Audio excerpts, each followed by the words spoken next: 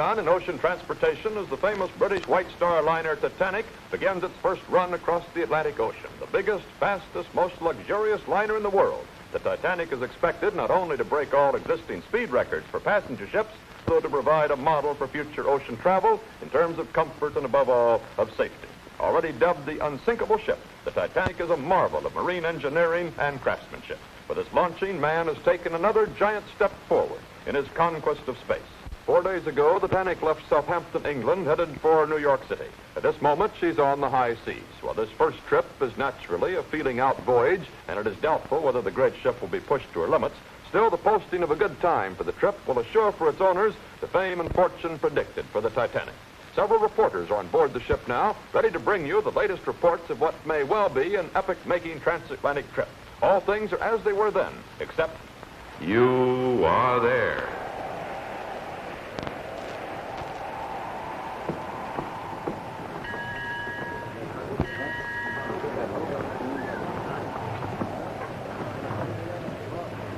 This is Fleet Roberts on the bridge of the Titanic, somewhere in the North Atlantic. This is our 5th night out since leaving Southampton, and the voyage has been as pleasant as it's been uneventful.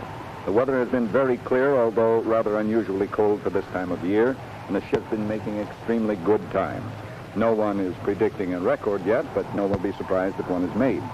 The officer you see there is Captain E.J. Smith, master of the Titanic. With him is Lord Bruce Ismay, chairman of the White Star Line, the company that, as you know, owns the Titanic.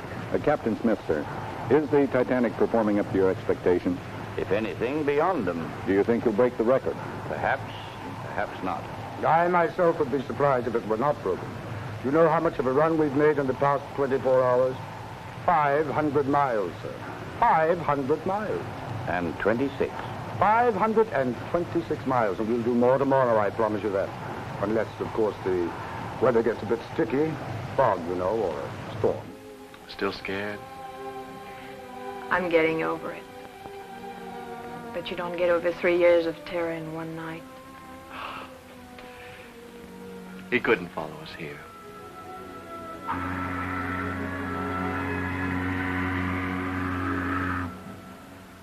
What's our first stop? Havana. It looks like all roads lead to Havana. Very unusual. Very powerful pumps could pump enormous quantities of water out of it. And enough piping so that it could be led into any area in which she might be taking water.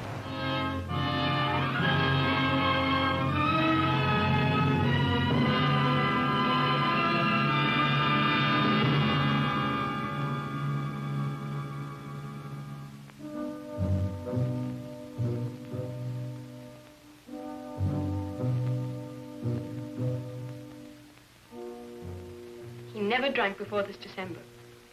Even before we were married, when he was in the army, and his friends got drunk every Saturday night.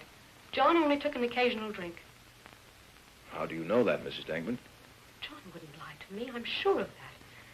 No matter what else he's done, he'd never try to fool me. Well, that's very important. I couldn't put up with a liar. I can take a lot, and I have taken a lot, but that's one thing I wouldn't take. Well, since drinking isn't an old habit with him, you say you just noticed it about 6 months ago. What do you think is behind it? These things are beyond me. I don't know. My mother used to say, drinking is a bad streak in someone's character. I know that's not true. People don't suddenly develop streaks. This is something much deeper. I don't know what to do about it. That's why I came to you. I'm at the end of my rope. In every other crisis, I've been able to figure things out. You are on an unsinkable ship, my boy. There's a man on board wants to meet you. One of our stockholders. I think it might be wise. Well, you'll excuse us, won't you? Todd Hunter is in the main first-class salon with some of the distinguished passengers making this trip. Come in, Todd Hunter. The roster of passengers on this maiden voyage of the Titanic reads like a who's who of both British and American society. That's Colonel John Jacob Astor over there with his young bride. With him is Major Archibald Butt, personal aide to President Taft. Colonel Astor, what do you think of the Titanic? Magnificent. Everything they said she was. Britannia rules the waves, eh, Bud? Do you think America will be able to match it, Colonel? Beg your pardon, what'd you say? I say, do you think America will be able to match it? Why, I imagine in due time, but right now the British are way ahead of us. On the seas, that is. It is a magnificent ship. You hardly feel you're at sea at all. And if you stay inside, well, it's like never leaving the plaza. Isn't it, darling? Oh, I think she's just beautiful. That's the word, beautiful. They do a beautiful job, the British. You have to hand it to them. Thank you, Colonel and Mrs. Astor.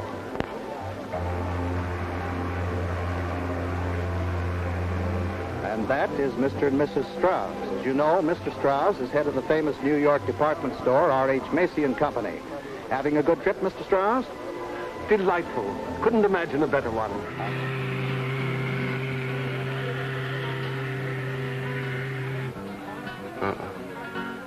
That's not our boat.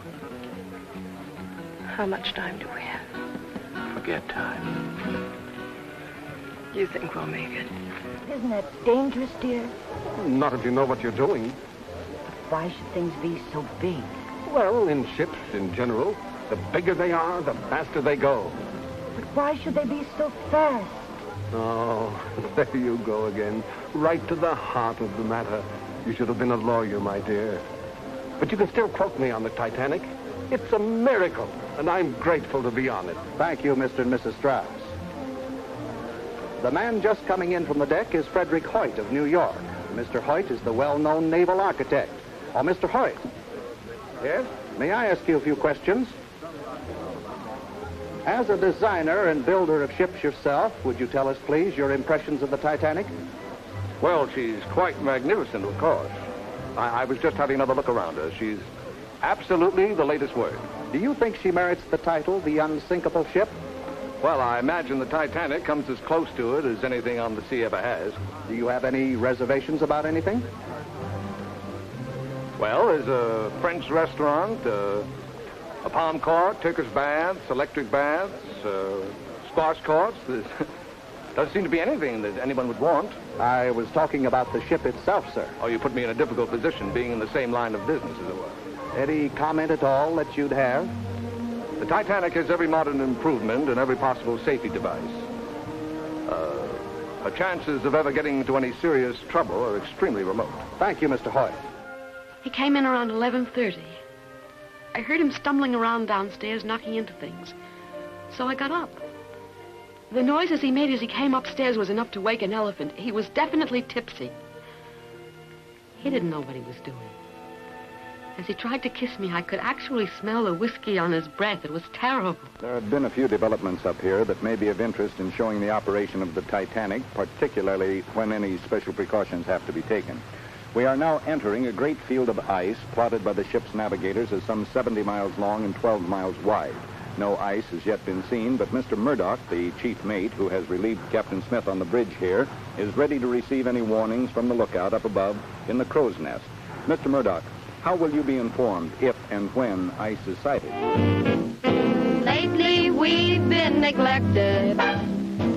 We swear by heavens above, it's because our new boyfriends haven't any time for love. Every time I'd like to have his arms around me, he plays gin rummy. When I'm in the mood for love, you'd think he'd hound me. He plays gin rummy. Monday night was dancing night, and Tuesday we would see a picture show. Wednesday night we used to stay at home and spoon and hear the radio. Now when I would like to have him show affection, he plays gin rummy. He don't even throw a glance in my direction. He won't get chummy. By the time he's finished, it's too late for love. He has to catch his train. I'm so discontented. Wonder who invented gin rummy, gin rummy. It's driving us insane. Look out. He has a telephone up there, too. He can pick it up right here. Does he have enough visibility? There doesn't seem to be any moon. Oh, it's clear enough. You'd be surprised how far you can see from up there. And you can see better without the moon. It's There's no reflection. Well, what do the navigators base their calculations on if no ice has been seen? Reports from other ships mostly. We've been getting them all day. One from the Coronia this morning, others from the Mesaba, the Baltic, the America. Also, the other ships, when they spot an ice field, they tell all the other ships about it. Then the temperature dropped 11 degrees from 6:30 to 9 tonight. If that doesn't mean ice, I'm in the wrong business. Have any other precautions been taken, such as slowing down?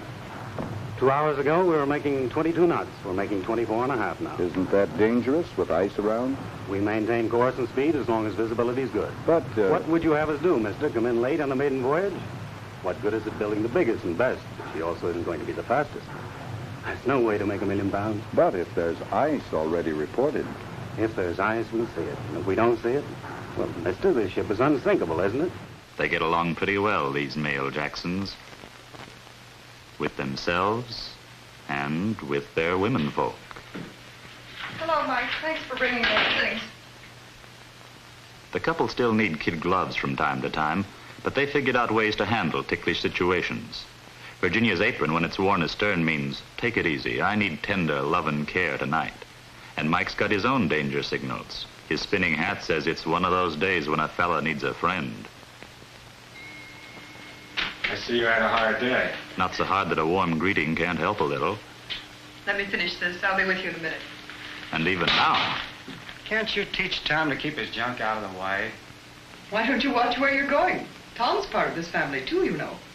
But he has to learn to keep order someday. Well, he will, but losing your temper won't do it. But nowadays, such scenes don't end with one of them sulking. Their relationship isn't brittle, always at the cracking point.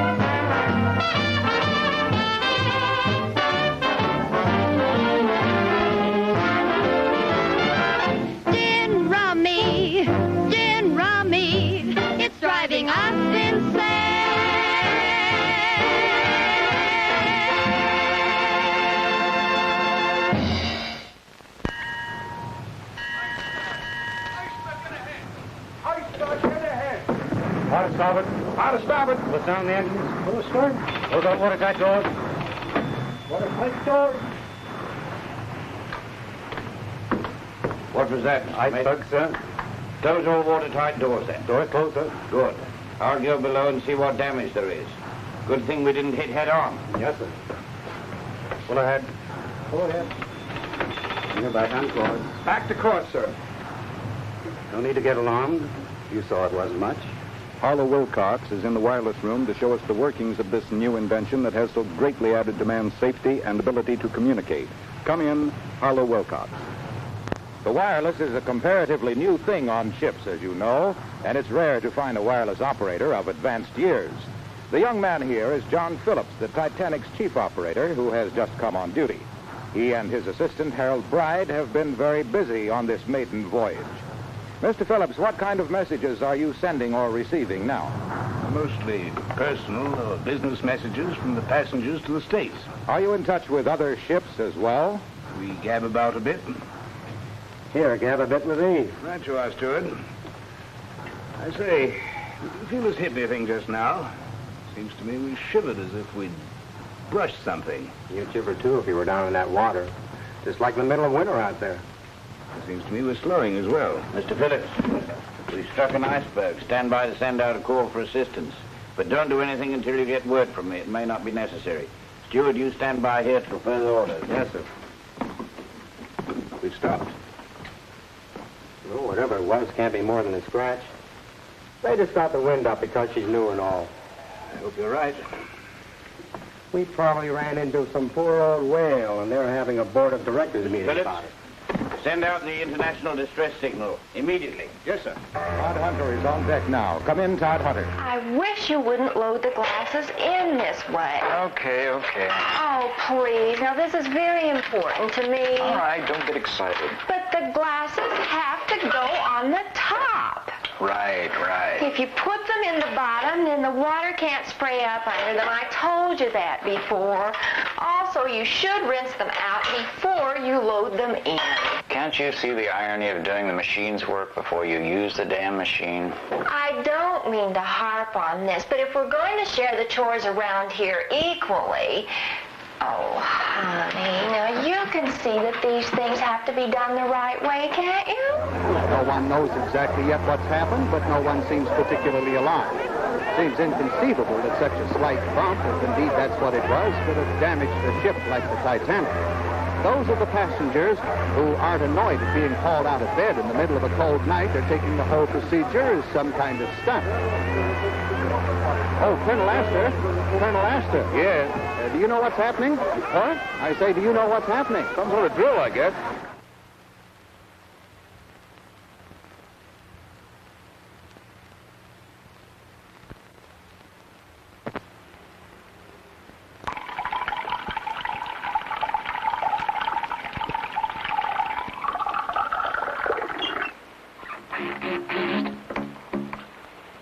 Hello? Want to see where I came from?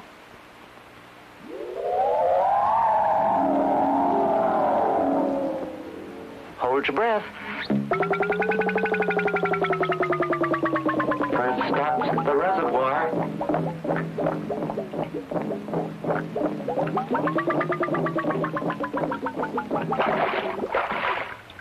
Hold your breath again. Captain Smith. Captain Smith. Yes? Is the ship badly damaged? Yes, it is. Can you tell us what happened? We collided with an iceberg, hit the part that is underwater. I've ordered all passengers into the lifeboats. Watch those falls when you lower away. See it doesn't get fouled up in the hook. Mr. Hoyt, number 2 boat on the starboard side will be ready to lower in 5 minutes. I suggest you put your wife into it. My wife's boat was just lowered. What's the gun? We're ripped from stem to stern. Below the waterline? Yes, through the forepeak to number 5 boiler room. Slashed as though you'd done it with a knife. The gas must be some 300 foot long. And 14 foot of water in the forward compartment within the first 10 minutes. Pumps can't take care of it? No. You'd better get into a boat yourself. Take us back to the boat. Did you hear me? Take us back to the boat. Captain Smith. Oh, Captain Smith. Are other ships coming to your rescue? A ship has been sighted a few miles off to port. She hasn't responded to our wirelesses yet, but we're sending up rockets. She should see them soon. Have any responded to the wireless? Yes, a few. The Carpathia is the nearest. She should be here in a few hours. Will that be time enough? We'll have to see. Clean water is good for everybody.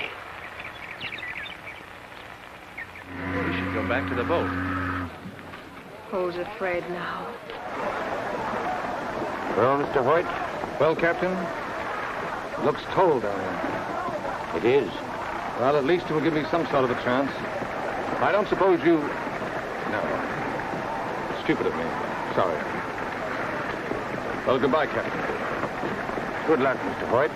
Thank you. Goodbye, Mr. Murdoch. Last folks have gone, sir. Good. Is the ship's orchestra up on deck? Yes. Have them play something if they're up to it, please, Mr. Murdoch.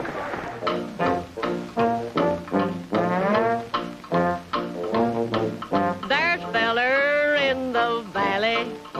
He's just as sweet as pie. And I'm telling you, this feller, he's the apple of my eye. He sets my heart quiver just like a jelly roll. And I ain't got him yet, but I've got hope in my soul. Oh, the first time that I seen him, I knew my fate was laid. I smiled and his shirt tail rolled up just like a window shade. Them gals down from the valley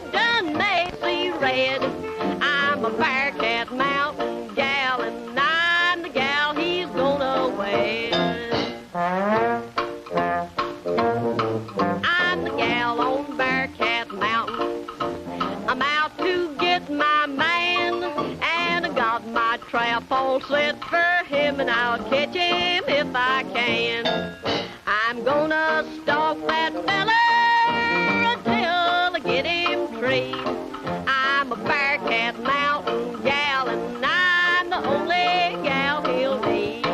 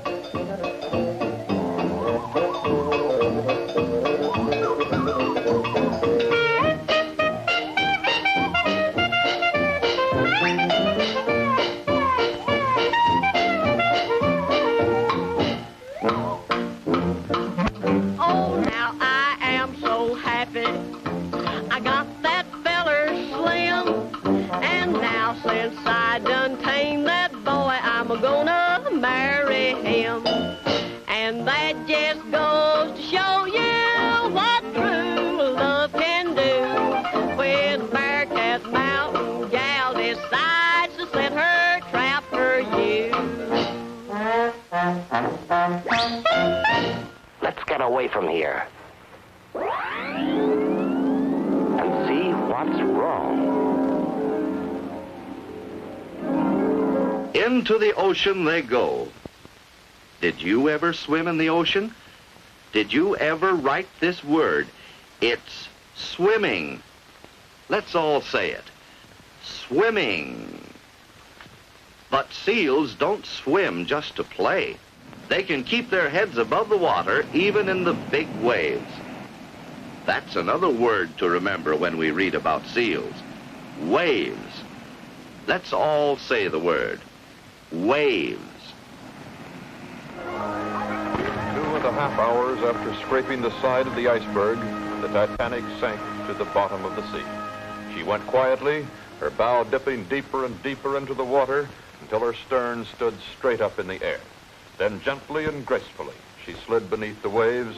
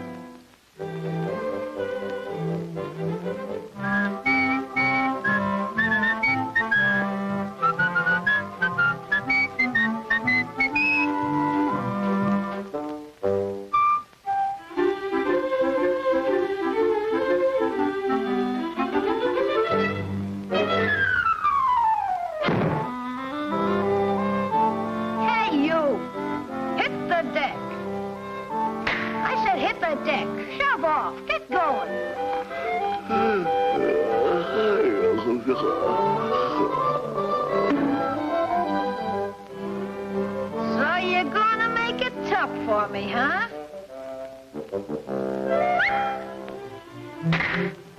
Okay, you asked for it. Over you go.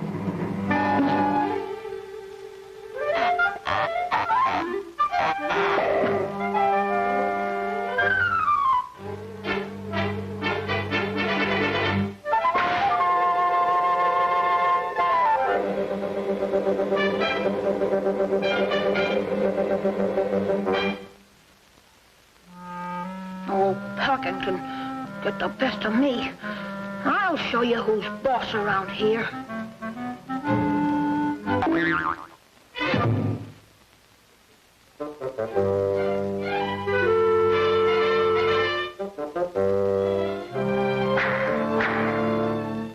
Wider, wider.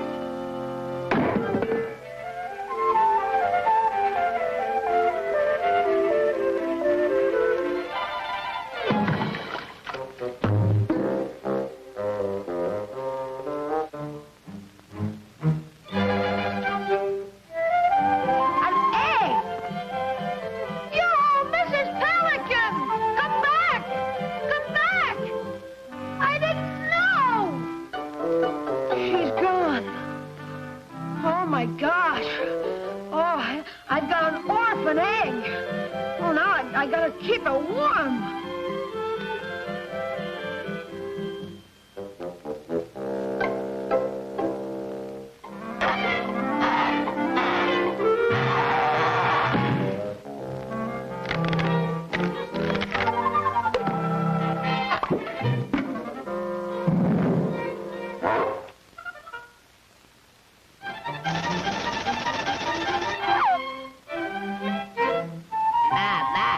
Well, what do you know? A baby pelican.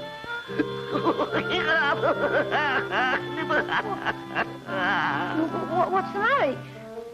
You hungry? What do baby pelicans eat?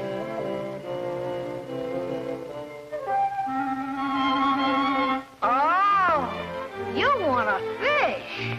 Okay, now you wait right here.